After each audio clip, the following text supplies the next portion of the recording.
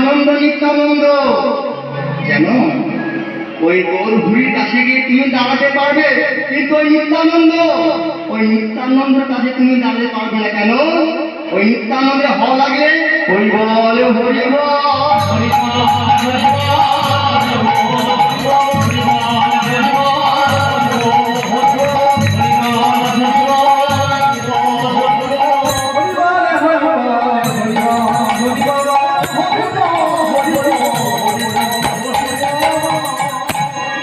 কেন কেন কেন?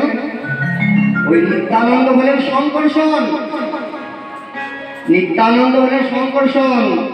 ওই নিতাইয়ের হওয়া লাগলে হরিবল সেও কত জগায় মাঝায় মতো পাশুন্ডি, সেও নিতাইয়ের চরণে জয় রাধে। তাই তো মা, আপনারা সকলে জানেন জগায় মাথায় জানেন না? জগায় মাথায় উঠান জানেন না?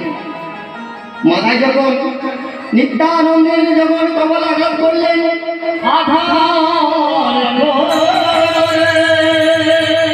কিন্তু পরম দয়াল নিত্যানন্দ আমার পরম দয়াল নিত্যানন্দ যখন নিত্যানন্দের কপাল ভাঙিল না, রক্তে রক্তে